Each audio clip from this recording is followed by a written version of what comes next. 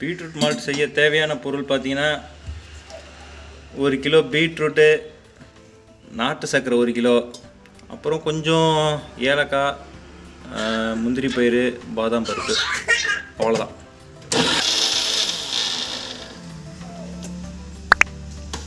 நல்லா பீட்ரூட்டை சக்கச்சவேன்னு அரைச்சிக்கோங்க.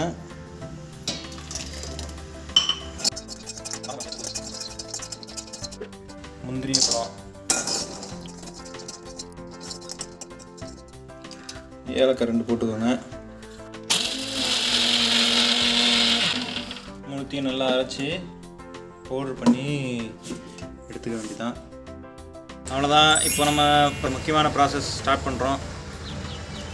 அரைச்சி வச்ச பீட்ரூட்டை அப்படியே வானலில் போட்டுக்க வேண்டியதான்.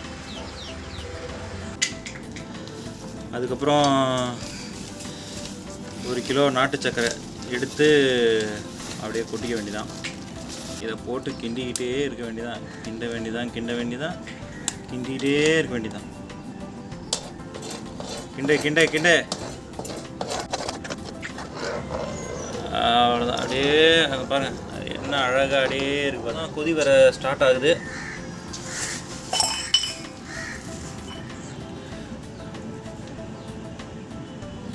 அப்படியே அதோ இது பாருங்க, அப்படியே பொங்கிடுச்சு. இதுக்கப்புறம் தலப்புலன்னு கொதிக்கும், மேலெல்லாம் தெரிக்கும். டைமிங் நல்லா இருக்குல்ல.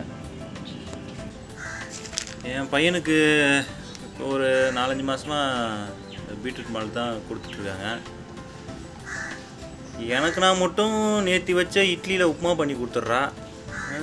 பையனுக்கு மட்டும் 1 மணி நேரம் 2 மணி நேரம் உட்காந்து இங்கே வந்து மால்ட்டு கிண்டிட்டு உட்காந்துருக்கா. இப்போ வந்து பார்த்திங்கன்னா அளவு குறைஞ்சிருக்கு பாருங்கள். சுண்டை அழகாக அப்படியே தண்ணிலாம் சுண்டி அப்படியே இறுக்கமாயிரும். அதுக்கப்புறம் கடைசியாக வந்து பதம் வரும், அதை நான் காமிக்கிறேன். அப்படியே பழன்னு கொதிக்கும், சத்தம் கேட்குது பாருங்கள். கொதித்த பிறகு கொஞ்சம் நேரத்துக்கு அப்புறம் தானே அந்த கொதியெலாம் அடங்கி மாதிரி சுண்டும். இப்போது அந்த கொதிக்கிறதெல்லாம் கொஞ்சம் அடங்கிடுச்சு. இதுக்கப்புறம் கொஞ்சம் மேலெலாம் தெரிக்காது. ஓப்பன் பண்ணி வச்சுக்கலாம்.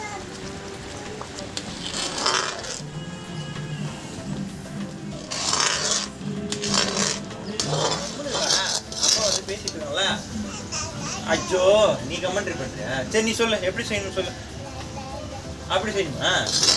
சரி நல்லா ட்ரை ஆகிட்டே இருக்கும்.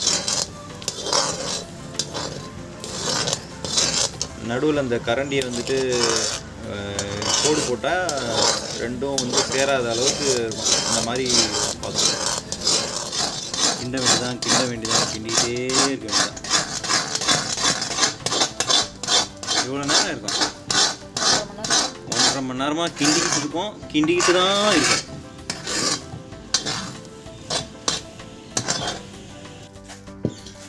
இறக்கியாச்சு.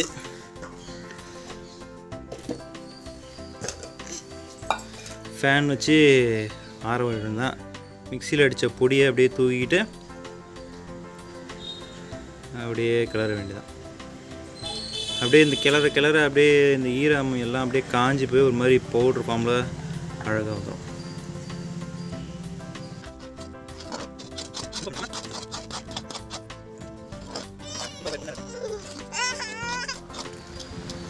அப்படியே இருக்குது, அப்படியே கெட்டியாகுது.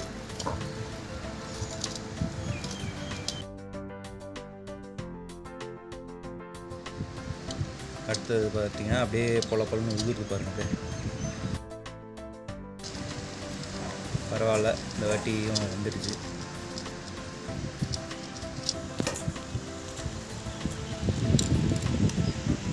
நல்லா இருக்கடி, சூப்பராக இருக்கடி தங்கம். சூப்பராக இருக்காங்க. அவ்வளோதாங்க.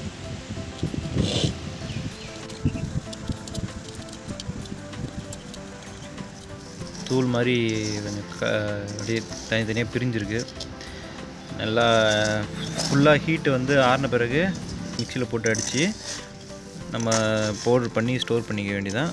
எப்போல்லாம் நமக்கு வந்துட்டு பாலுக்கு வந்துட்டு அது பதிலாக டீ ஏதாவது குடிக்கணும்னு தோணுதோ அப்போ எடுத்து போட்டு குடிக்க வேண்டியதான்.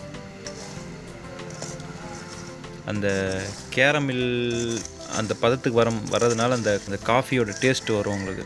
நல்லா குடிக்கிறது சூப்பராக இருக்கும். இதை மட்டும் நீங்கள் வந்து 2 ஸ்பூன் இல்லைனா 1 ஸ்பூன் அளவுக்கு ஏற்ற மாதிரி நீங்கள் வந்து ஒரு கிளாஸுக்கு போட்டு குடிச்சிங்கன்னா வேறு எதுவுமே நீங்கள் சுகர் கூட ஆட் பண்ண தேவையில்லை. நல்லா சூப்பராக இருக்கும். இப்போது கன்சீவாக இருக்காங்க, அவங்களுக்குலாம் ஹீமோக்ளோபின் லெவல் வந்து கம்மியாக இருக்குது, அவங்களாம் வந்துட்டு இதை வந்து வீட்டில் செஞ்சு சாப்பிட்லாம். இல்லை வந்துட்டு கடையில் வாங்கி சாப்பிட்டிங்கன்னா உங்களுக்கு நல்ல ப்ளட்டில் வந்துட்டு ஒரு இம்ப்ரூவ்மெண்ட் இருக்கும்.